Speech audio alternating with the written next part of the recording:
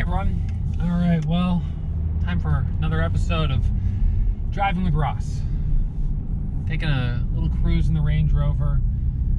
Bit of a rainy day here, and the weather's gray.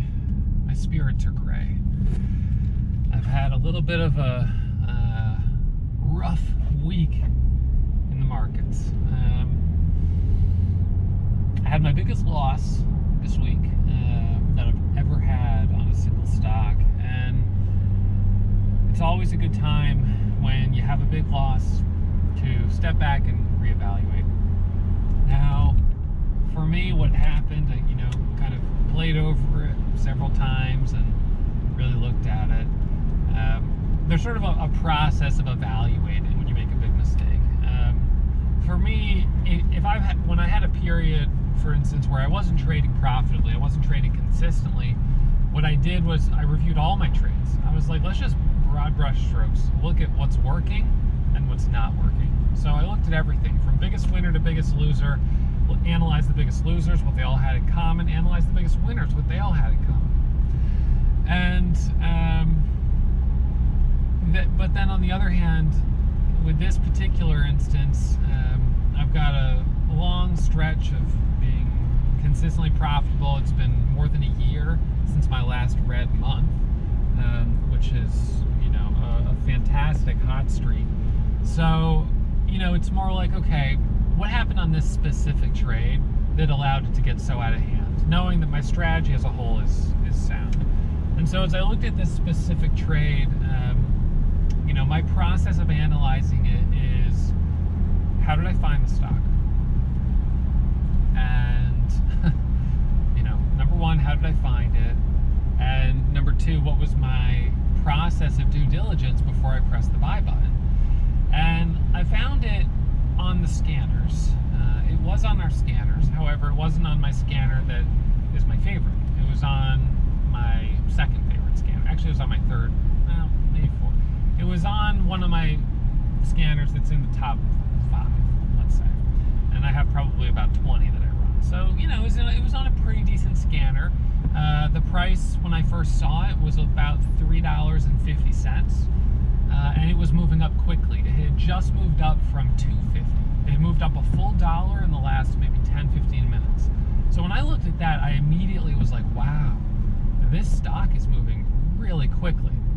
And that when I see something moving quickly, I immediately am thinking of opportunity. It's moving quickly. There's a lot of opportunity here.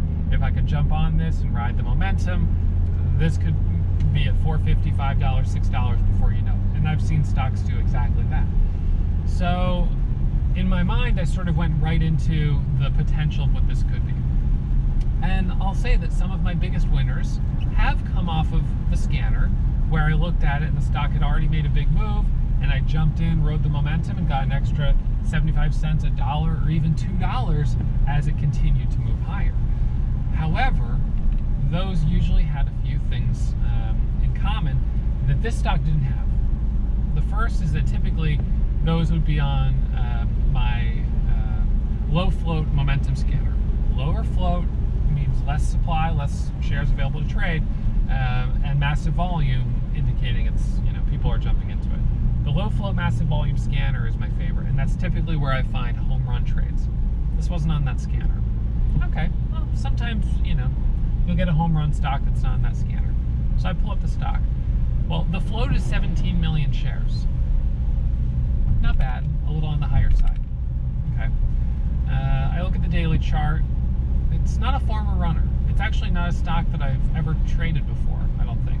So I'm not familiar with it. That's a little disappointing. I like to trade former runners, stocks that have a history of making big moves. I like to trade stocks with floats of under 10 million shares. The daily chart was okay. Had room up to the 200 moving average. No issue there. But what was driving the stock higher? There was no catalyst. There was no breaking news. And for some reason, despite the fact that all 4 of those criteria for home run potential did not check out, I jumped into it. And I think the reason I jumped into it was I saw that it was moving quickly. And that's all I needed to know. I was like, this is moving quickly. I'm jumping in. I'm going to ride the momentum. think I thought at the time that I could jump into it at $4, which is where I got in, and easily ride it up to maybe $4.50, $4.75, maybe $5. The 200 moving average was at $5.33, and I could easily get, worst case scenario, 10-20 cents of profit. Best case scenario, 50 cents, 75 cents of potential. I got in at 4, and it immediately dropped back down to $3.69. So I was down 30 cents. It then curls back up, and I add at 4. Sometimes we see stocks pop up, pull back, curl back up, and continue. But doubling my size is not great, because your best setups will go right away. Your best setups, you get in it at 4 and it goes right to 4.50. It's like instant home run. So the fact that it had pulled back already is giving me a warning sign, but I'm not seeing it. I think at that point, I was sort of like invested emotionally. I was like, this is gonna be a big winner, and if it's not, it's gonna be a big loser. It's not gonna be anything in between. And I was starting to get emotional. And I would say that there were some factors that led to me being more emotional than usual. The biggest one being that I knew with one good trade, I would finish this challenge, this 2.5 year long challenge I've been working on to take $600 and turn it into $1 million. At the time, I was only about $6,000 away from crossing that level. And this to me looked like an easy opportunity to jump in, grab that $6,000, and be done. Finish up the challenge. So I'm in with huge size, way too much size, at $4, and then it drops back down a second time to $3.60. Comes back up a third time. I don't add, I'm just holding it. Can't break over $4.10. Drops back down to $3.60, and then it flushes down to $3.30. And I'm down 70 cents per share. And at that point, I was like, well, the exit indicator, that's gone, because that was getting out at $3.60, and it didn't get out. So now I'm holding it, and I'm saying I'll hold through a 1 minute micro pullback. I'll hold through the 1 minute pullback, the bull flag, wait for the first 1 minute candle to make a new high. And so I hold, and certainly not in a position of confidence to be holding while red 40 cents or 50 cents, and it was bouncing between 340 and 360, kind of in that area.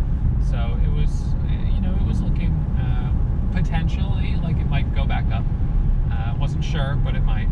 And my mental stop was about $3 at that point. I was like, if it breaks below 3, that's it. If it breaks below 3, immediately drops to 280, and I'm selling it and getting slippage, and I'm out at like 260, 270.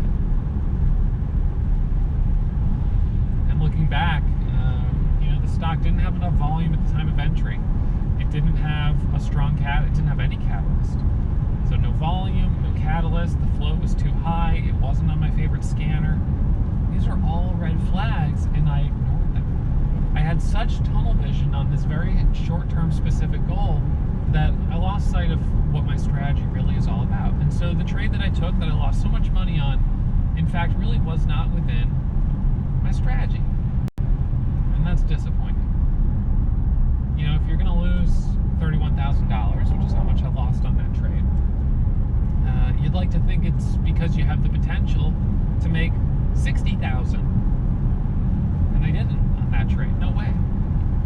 It didn't have that potential. So I stepped up to the plate and swang the bat as hard as I could at a ball that had already bounced off the ground. It's like this is a ball.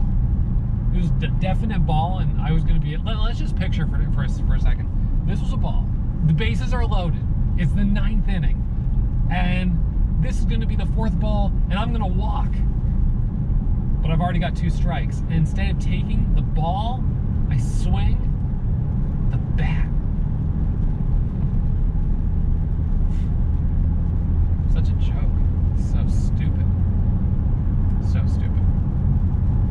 And we all make mistakes, and we have to forgive ourselves. And with a loss is an opportunity for a lesson. And I think that each of us can get into these kind of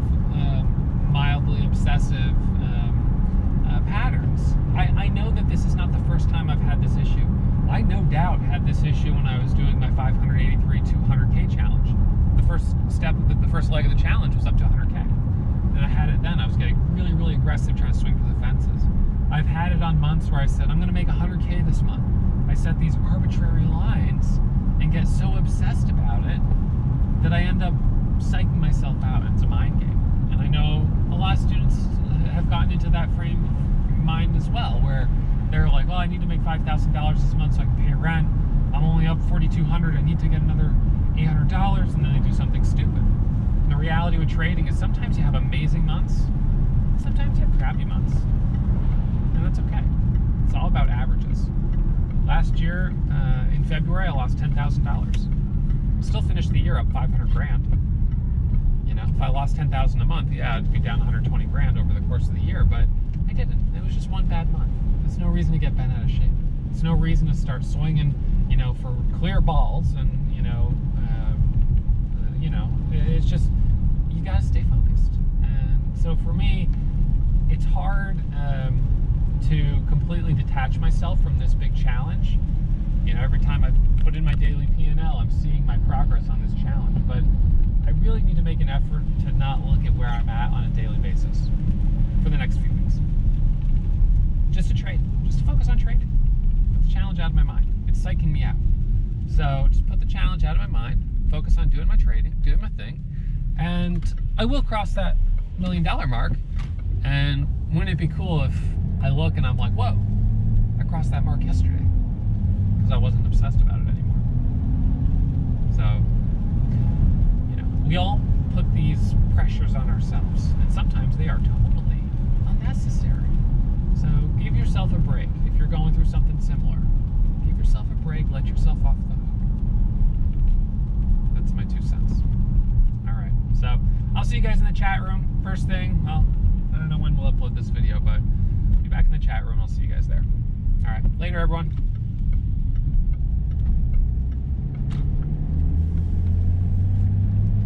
Oh, hey, I didn't see you there.